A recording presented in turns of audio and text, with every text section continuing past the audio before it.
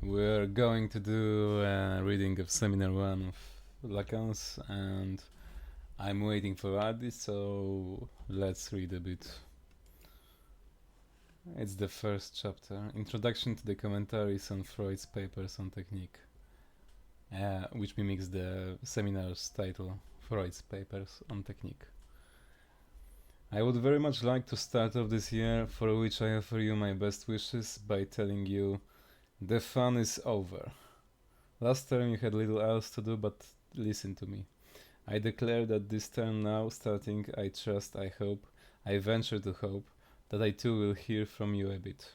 It's actually the law and tradition of the seminar that those who participate in it bring more to it than a purely personal effort, a contribution through effective communication.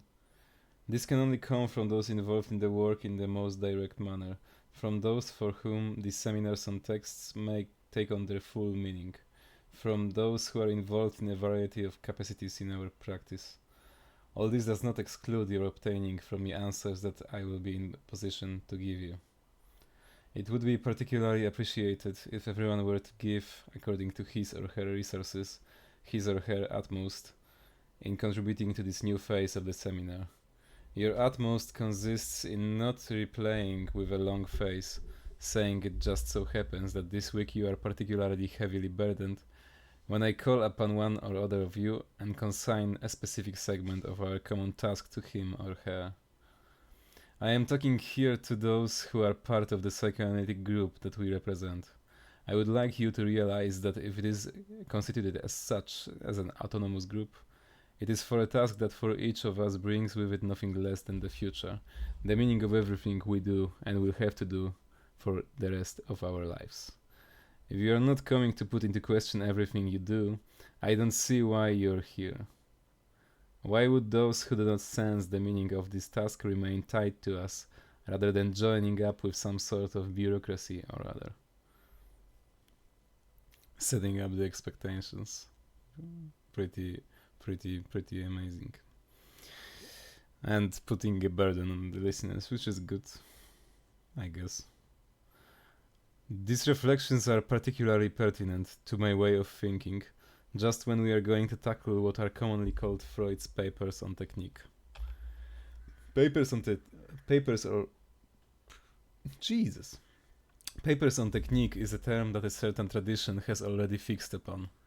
During Freud's lifetime, a small octavo volume was published with the title Zur Technik der Psychoanalyse und zur Metapsychologie, which brought together a certain number of Freud's writings dating from 1904 to 1919, whose title, presentation, contents indicated that they dealt with psychoanalytic method.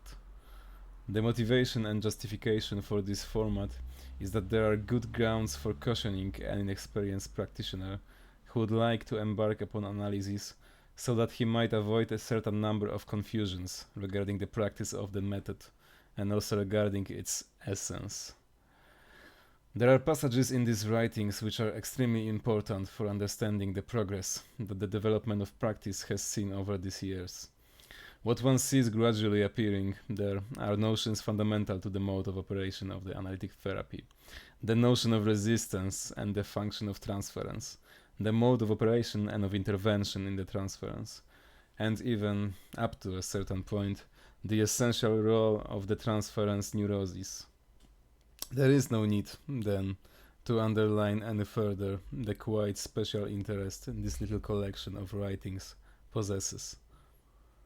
To be sure, this way of bringing them together is not entirely satisfactory, and the term papers on technique is perhaps not what gives it its unity. They possess no less of an unity for all that. The whole attests to a stage in the development of Freud's thought. We will study it from this perspective. There is an intermediary step here. It follows on from the initial development of what someone, an analyst who does not always have a way with words, but who on this occasion made a rather fortunate, even beautiful, find, has called Freud's seminal experience. It antedates the elaboration of the structural theory.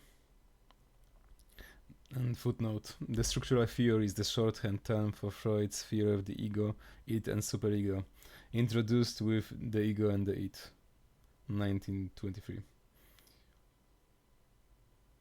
The beginnings of this intermediary step should be placed between 1904 and 1909.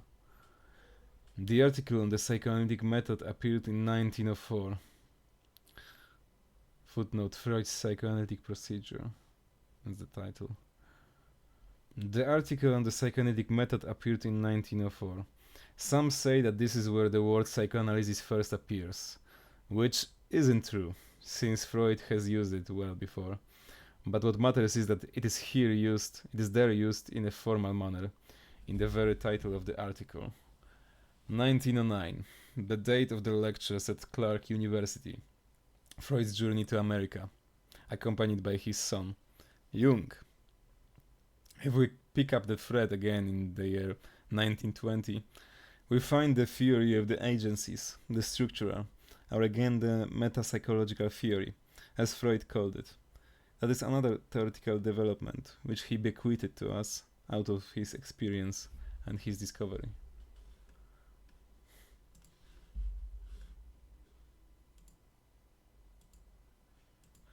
As you see, the so-called papers on technique are spread between these two advances.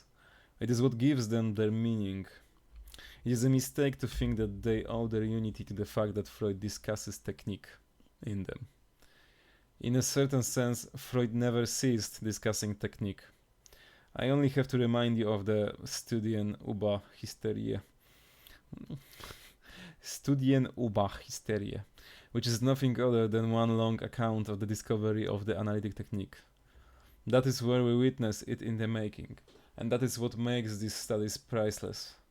If we wanted to give a complete and systematic account of the development of Freud's technique, we would have to start with them. I have not taken up the Studien über Hysterie for the simple reason that they are not easily accessible, since not all of you read German, nor even English. To be sure, there are more reasons than just those of expediency, leading me to choose instead the papers on technique. The interpretation of dreams is itself always endlessly about technique. If we put to one side what he wrote on mythological, anthropological, and cultural topics, hardly any of Freud's work fails to tell us something about technique.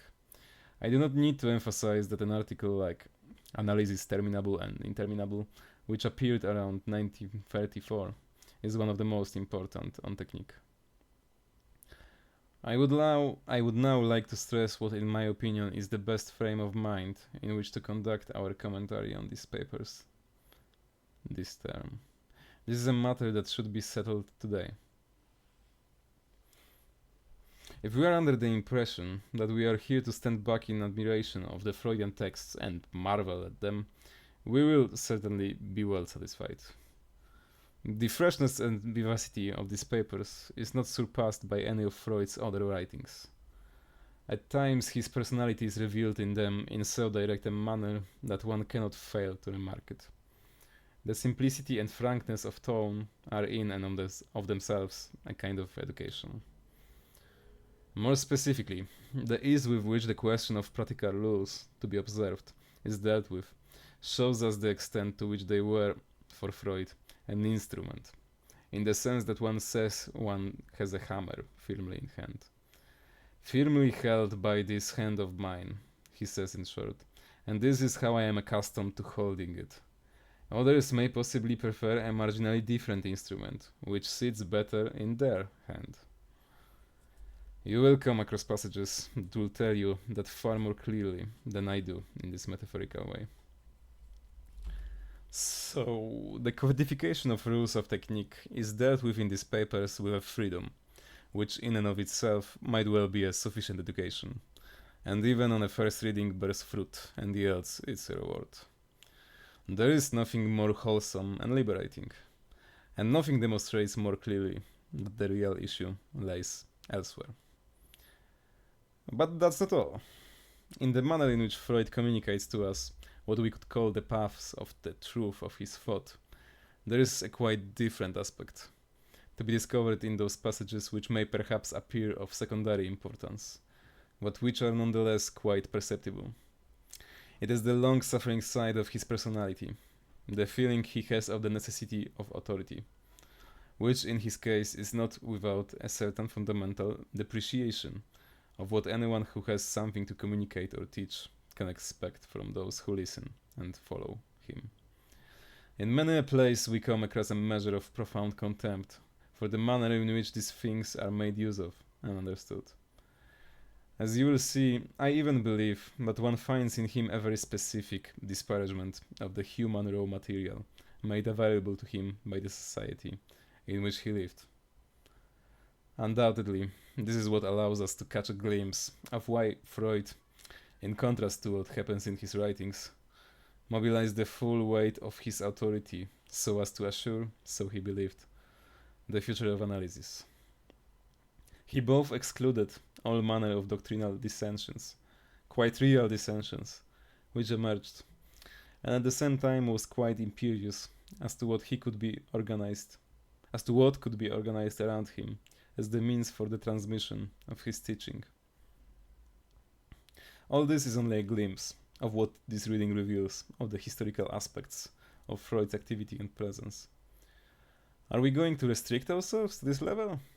Certainly not, if only because it would be quite ineffectual, despite the interest, the stimulation, the amusement and relaxation that we might expect from it.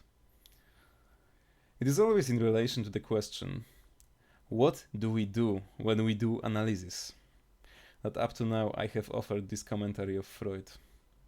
The scrutiny of these short papers will be undertaken in the same spirit. Hence, my starting point is the current state of technique. What is said, written, and done concerning analytic technique.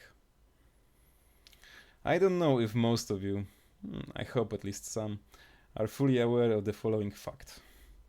When, I am referring to the present, 1954, this brand new year, we examine now the manner in which the diverse practitioners of analysis think, express, conceive of their technique, we conclude that things have come to such a pass that it would not be an exaggeration to call it the most radical confusion.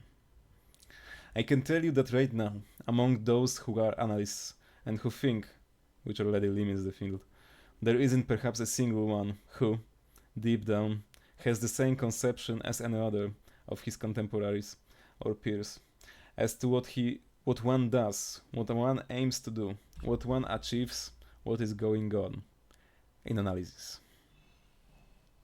It has even got to the point where we could amuse ourselves with the little game of comparing the most extreme conceptions. We would see that they arrive at formulations which are strictly contradictory, without even seeking out those who cherish paradoxes. Anyhow, there aren't that many of them. The question is of such import that the various theoreticians tackle it with no inclination to whimsicality and humor in general is excluded from their laborious pontifications on therapeutic results, their forms, their procedures, and the means by which one obtains them. They content themselves with hanging on to a balustrade, to a guardrail, offered by some corner or another of Freud's theoretical system. This alone gives each of them the guarantee that he is still communicating with those who are his fellow analysts and colleagues. The Freudian language acts as the go-between, by which a channel of communication is kept open between practitioners who hold on to manifestly different conceptions of their therapeutic activity, and, what is more, of the general form of this interhuman relation called psychoanalysis.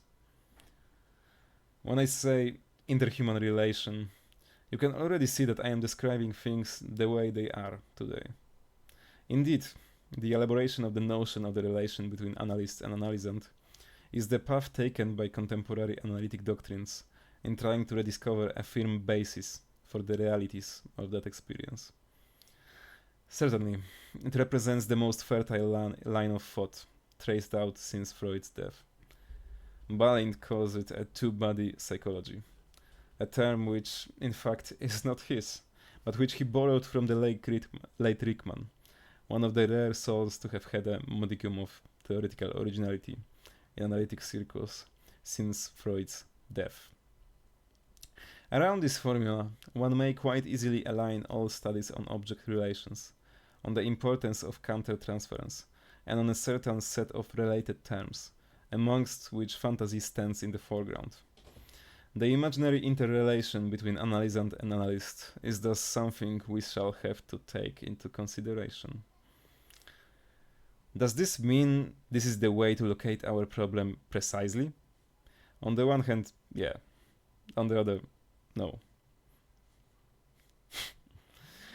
It is very worthwhile to stimulate research of this character, inasmuch as it highlights the originality of what is at stake when compared to a one-body psychology, the conventional constructive psychology. But is it sufficient to say that we are dealing with a relation between two individuals? It is in this way that we are brought to recognize the impasses into which theories of technique are currently led. I am not in a position to say more to you about this for the moment, even though, as those who are old hands in this seminar know, you are obviously aware that there is no two-body psychology without the intervention of a third element. If, as we must, we take speech as the central figure of our perspective, then it is within a three rather than two-term relation that we have to formulate the analytic experience in its totality. Which doesn't mean to say that we cannot express fragments, pieces, and tail ends of it in other registers. In that way you can grasp the kind of obstacles the theoreticians have come up against. It's really very easy to understand if the foundation of the interanalytic relation sorry. It's really very easy to understand if the foundation of the interanalytic relation is truly something that we are obliged to represent as being triadic. There are a number of different ways of choosing two elements from out of this triad. You can put the accent on one or other of the three dyadic relations that are set up within it. As you will see, this furnishes a practical means of classifying a certain number of theoretical elaborations concerning technique that have been proposed. One can really see that one can really see that he's talking to fellow analysts and he's doing it in a small circle.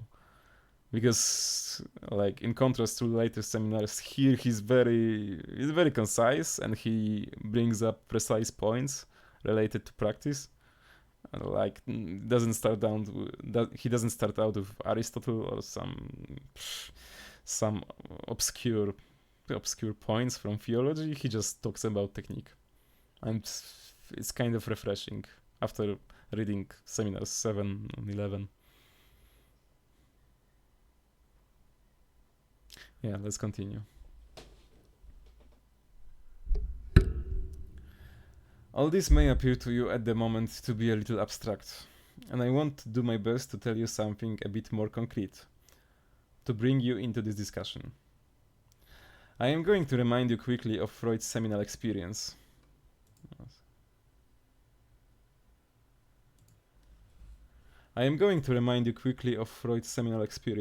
Which I mentioned earlier on.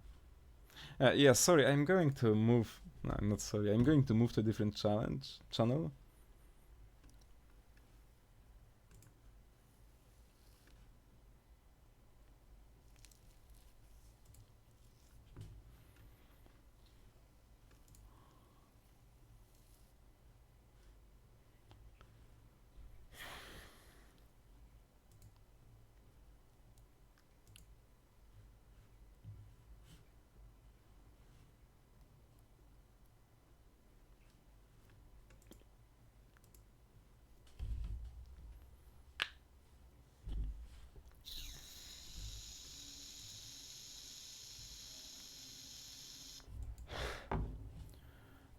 All this may appear to you at the moment to be a little abstract, and I want to do my best to tell you something a bit more concrete, to bring you into this discussion.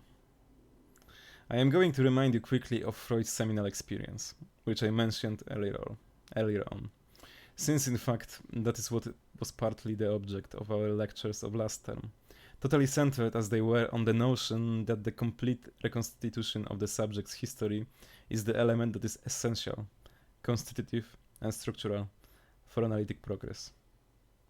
Yet, he's going to change his mind about this in later seminars, but at this point, retroactive reconstitution of the subject's history is crucial and essential. And so this is like symbolic Lacan, even though people say that this is imaginary Lacan. I'm not sure.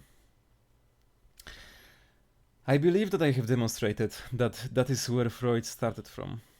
What is at issue for him is the understanding of an individual case. That is what gives each of the 5 great case histories their value. The 3 that we have already looked at, pondered over, and worked on together in previous years show you just that. Freud's progress, the discoveries he made, lies in the way he considers the singularity of a case. Consider it in its singularity. What does that mean?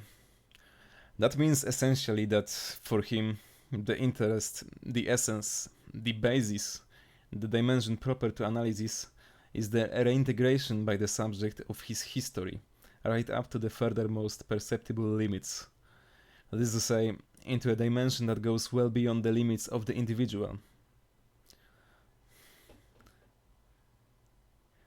Into a dimension that goes well beyond the limits of the individual.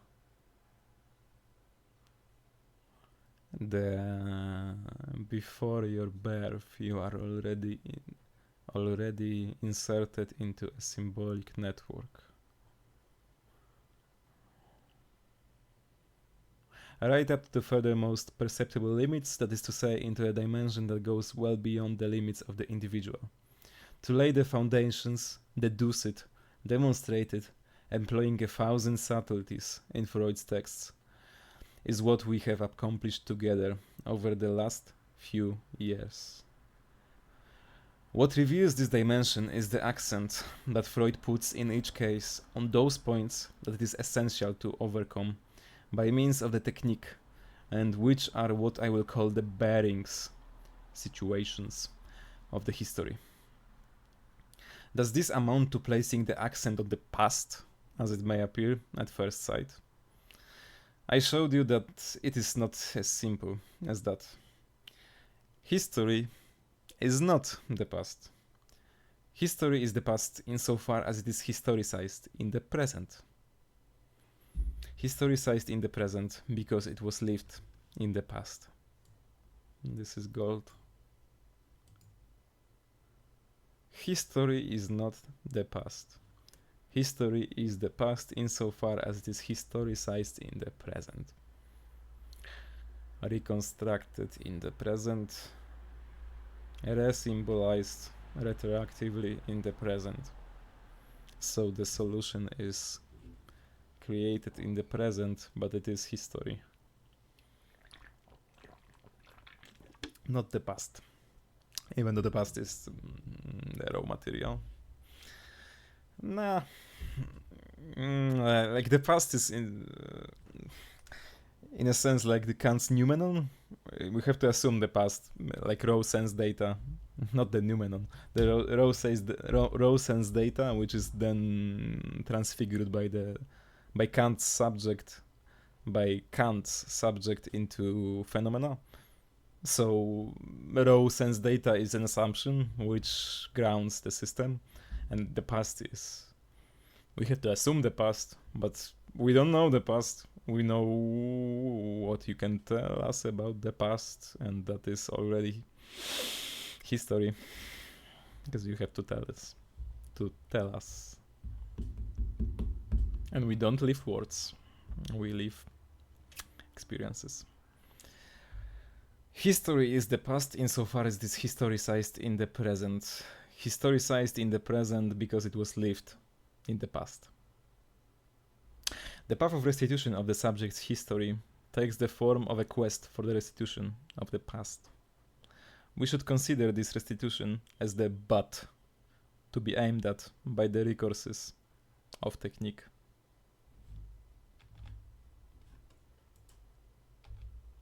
Throughout Freud's works, in which, as I have told you, technical suggestions are to be found at every turn, you will discover that the restitution of the past retained its prominent position in his preoccupations right to the end. That is why the very questions which are opened up by Freud's discovery are raised by this restitution of the past. And they turn out to be none other than the questions which up to now have been avoided, skirted around, in analysis I mean. Namely those which bear on the function of time in the realization of the human subject.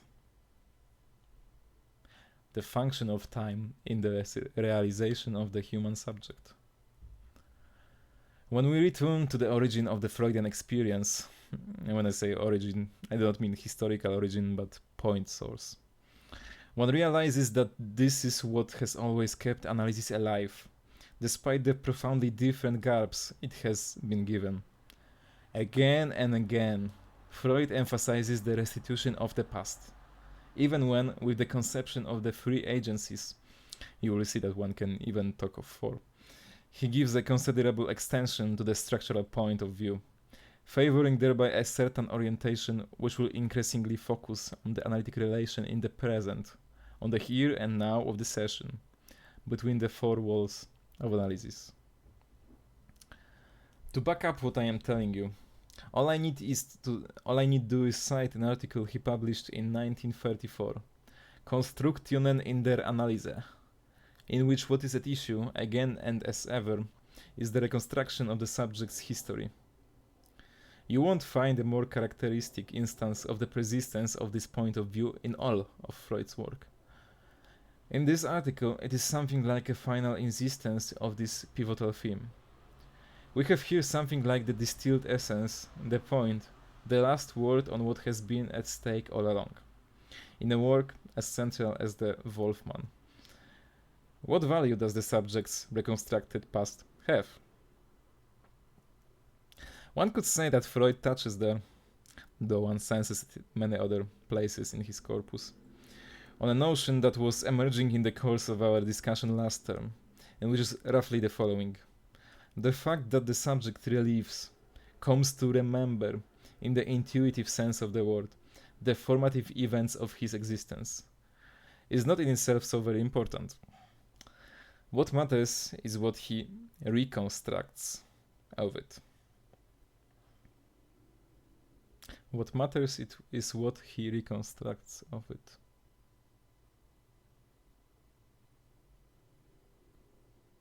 What matters is not what you can remember.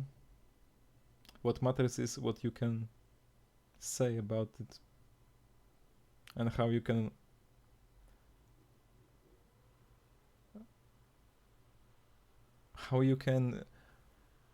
weave it into a larger narrative. On this point, there are some striking turns of phrase.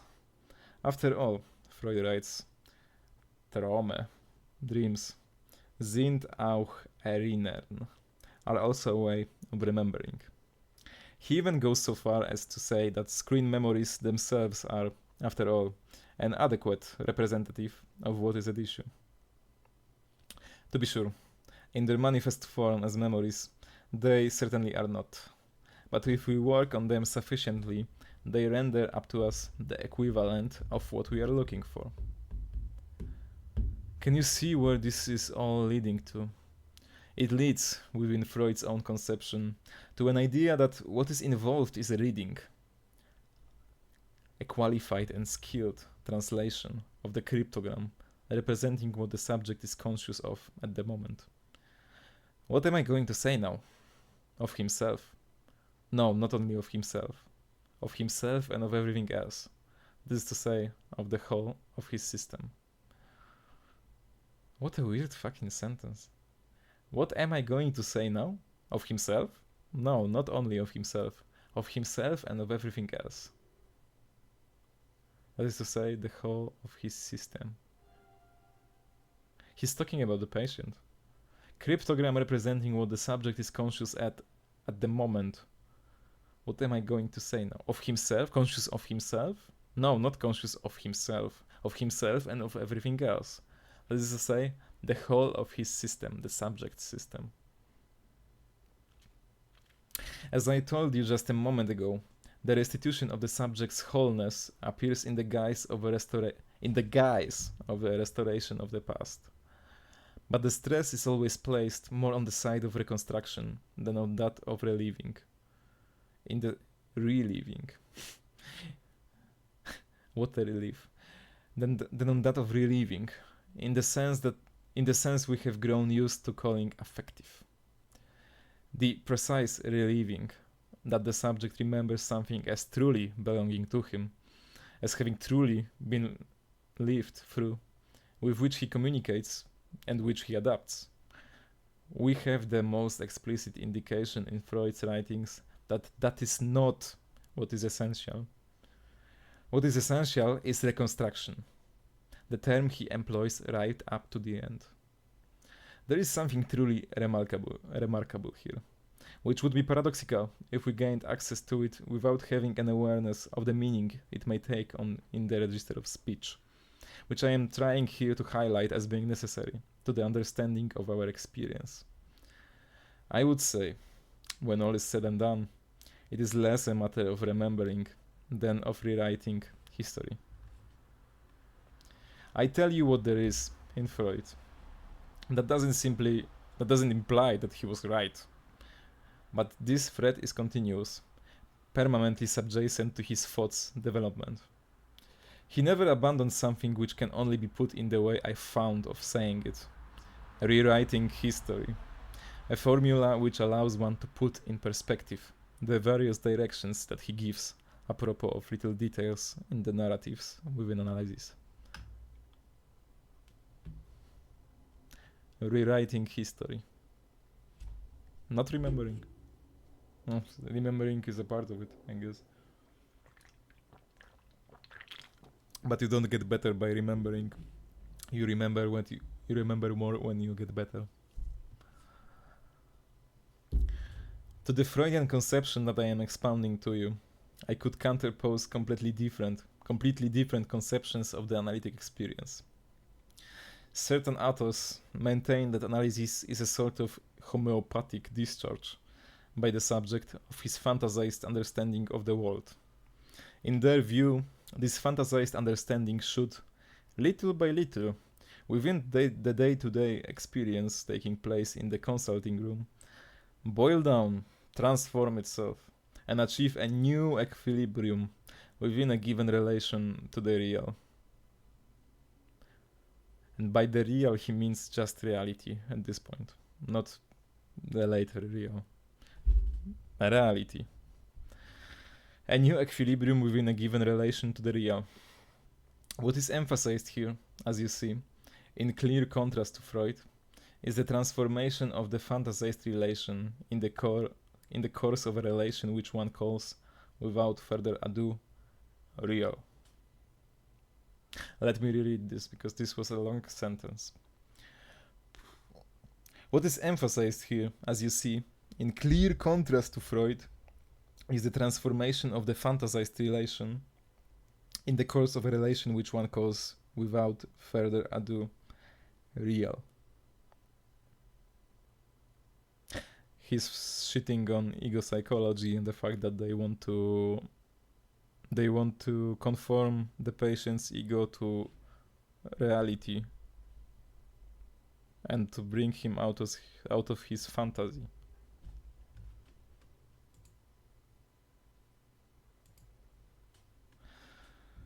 Certainly one can formulate these matters in a more open fashion, sufficiently nuanced to accommodate the plurality of the expression, as has been done by someone to whom I have already referred here, who has written on technique, none of which in the end stops it from coming back to that, to the real, to reality.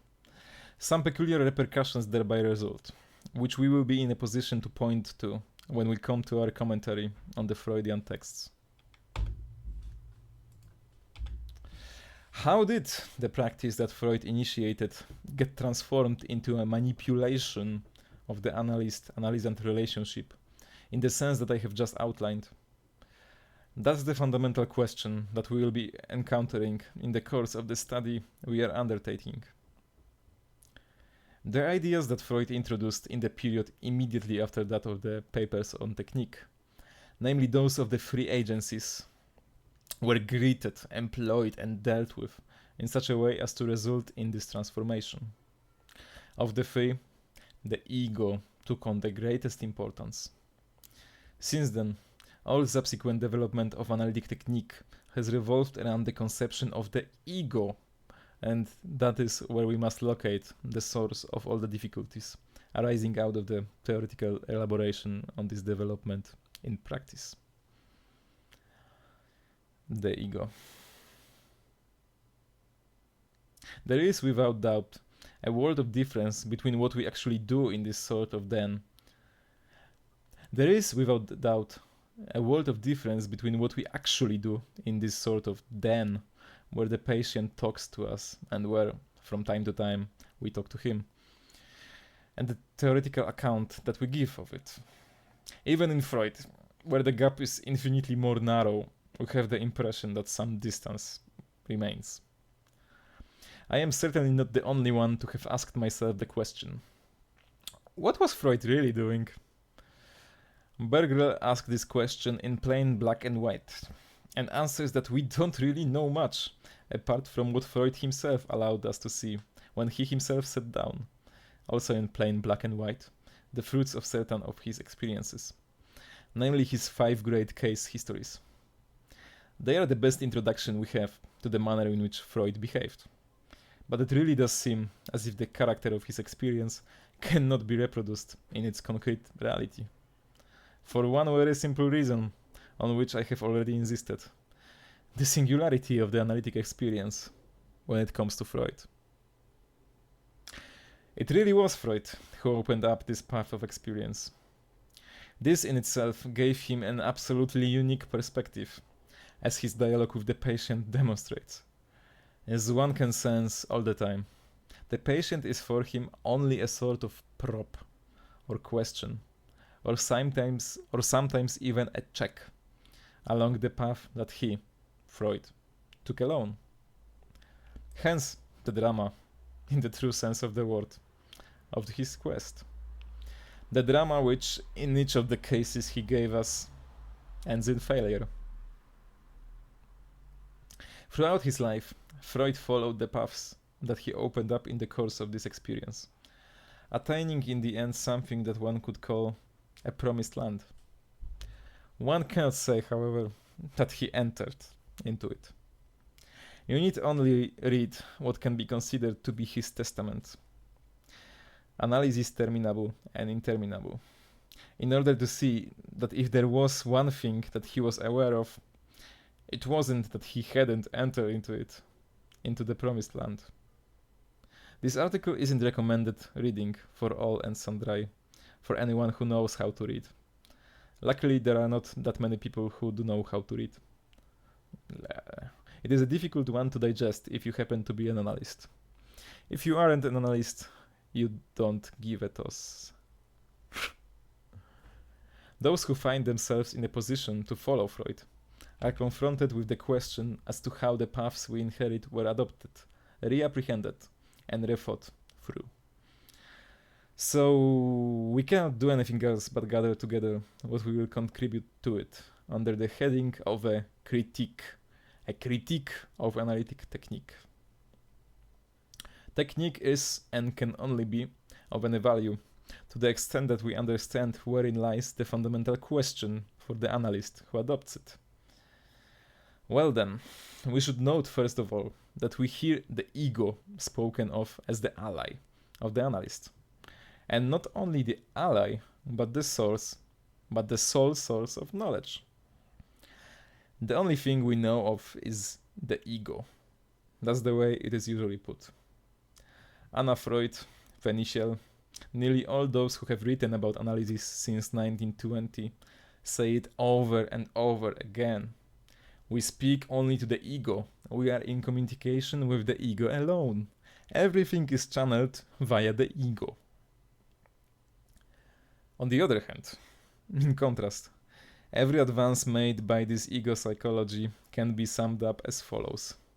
The ego is structured exactly like a symptom.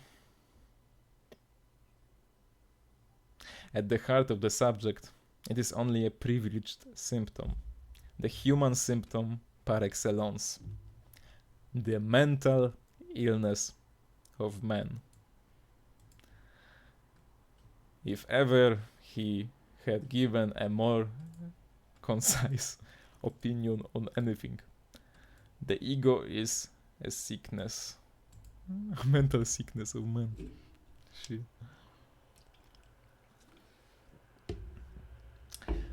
On the other hand, in contrast, every advance made by this ego psychology can be summed up as follows. The ego is structured exactly like a symptom. At the heart of the subject, it is only a privileged symptom. The human symptom par excellence, the mental illness of man. One should really hang this over the entrance to the house. Most Lacanian house. To translate the analytic ego in this quick and shorthand manner is at best to sum up what emerges from a straightforward reading of Anna Freud's book, The Ego and the Mechanisms of Defense.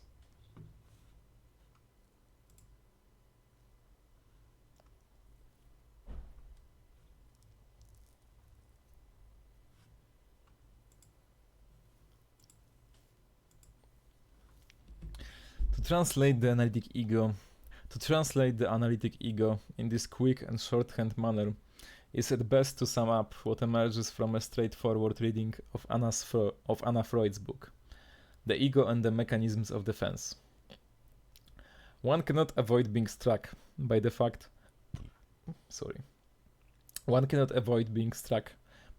that the ego is constructed and is to be located within the subject as a whole, just as a symptom.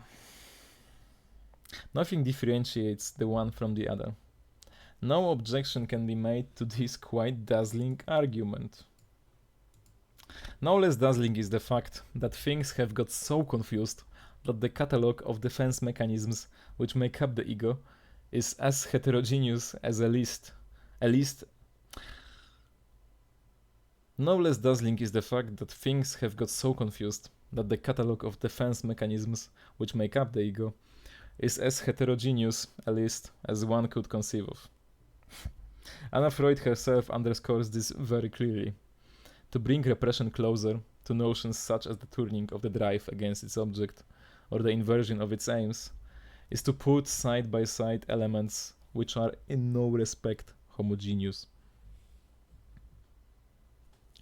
Repression and the vicissitudes of the drive. Repression is connected with the ego, not only with the ego, but with the ego pushes downwards, and the vicissitudes of the drives are not connected to the ego. No, they are not. The ego only reacts.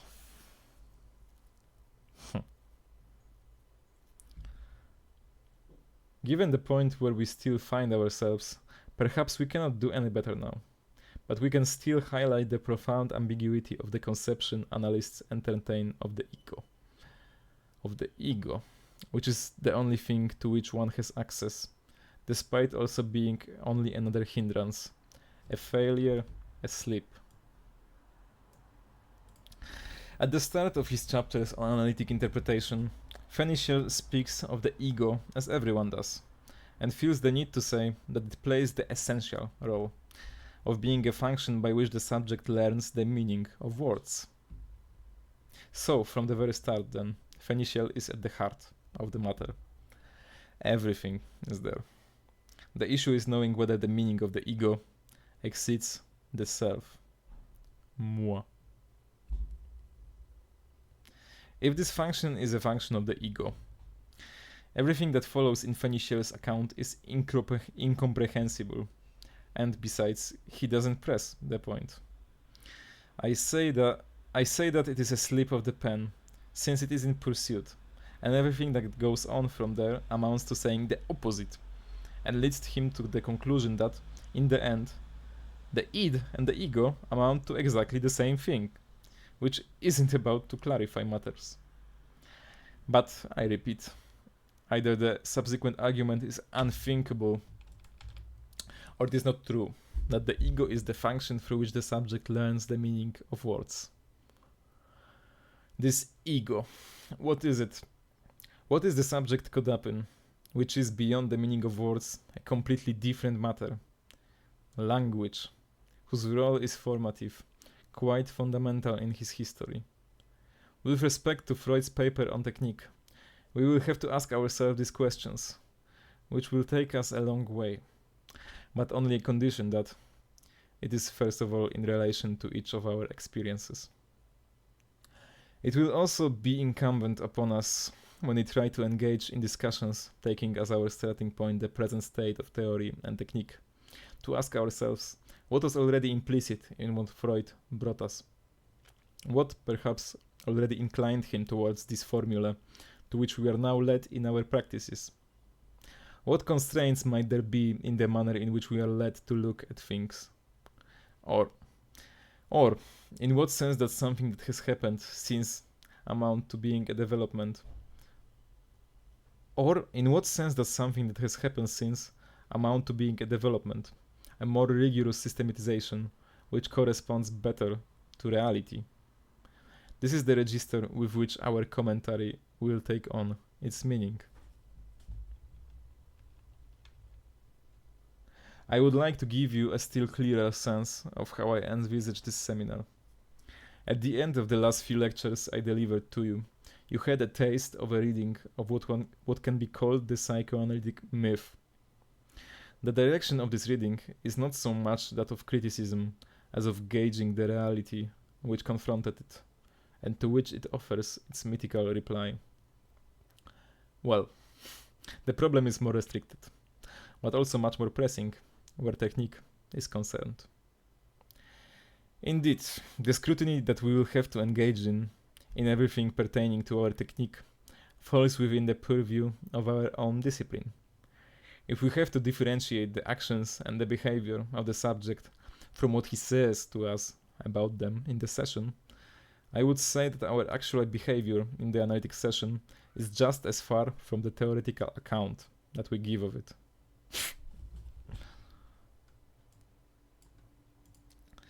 But this is only a first truth, which only has significance insofar as it may be reversed, and at the same time mean just as close as the subject's behavior and speech. The fundamental absurdity of interhuman behavior can only be comprehended in the light of this system, as Melanie Klein so happily called it, not knowing, as usual, what she was saying. Min, called the human ego. This system, as Melanie Klein so happily called it, not knowing as usual what she was saying, called the human ego, namely that set of defenses, of denials, negations, of dams, of inhibitions, of fundamental fantasies which orient and direct the subject. Well then, the theoretical conception we have of our technique, even if it doesn't coincide exactly with what we are doing, doesn't structure any the less, or motive any the less, the list of our interventions with the said patients.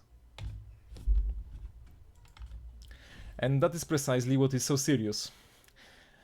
Because we have effectively allowed ourselves, in the sense revealed to us by analysis, in which we allow ourselves things without knowing it, to bring our ego into play in the analysis. Since it is argued that one is trying to bring about the patient's readaptation to the real reality, one really ought to find out if it is the analyst's ego which offers the measure of the real reality. To be sure, it isn't enough to have a definite conception of the ego, for our ego to come into play like a bull in the china shop of our relation to the patient. But a certain way of conceiving of the function of the ego in analysis does have some relation to a certain practice of analysis that we might well call inauspicious. I am only opening up the question. It is our task to resolve it. The totality of each of our world systems. I am referring to the concrete systems, which doesn't have to be concrete system, which doesn't have to be already spelled out for it to be there, which does not pertain to the order of the unconscious, but which acts in the manner in which we express ourselves in daily life, in the smallest spontaneous detail of our discourse. Is that something which we must, in actual fact, yeah or nay, be employed in analysis as the yardstick?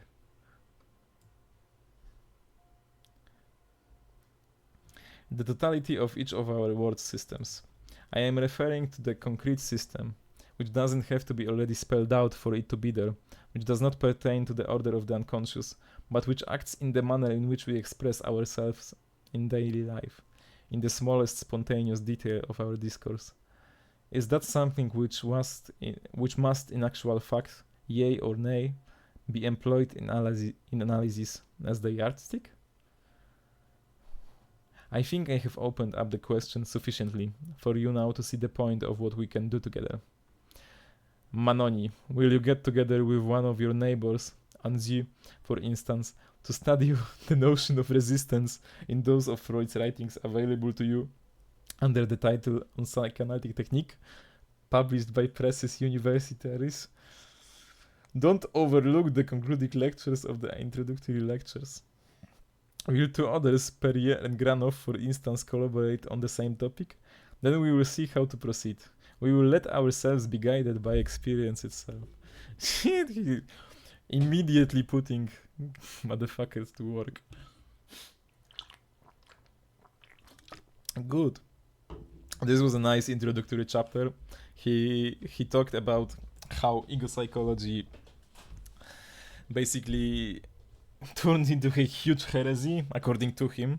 They basically contradicted Freud's insights and focused on the ego, which focus stands in contrast to what he was highlighting, so the rewriting of history, the reconstitution of the subject's history. So the ego, in his view, stands precisely as an obstacle to that, because it puts all kinds of resistances and stuff, and ego psychologists basically value the ego as what is working with the analyst and what has to be brought back from fantasy to reality. And in rewriting of history, in Freud's account, fantasy is just as important as reality, so you shouldn't really differentiate between these two. Shit, I have to get going because we have a meeting. See you guys.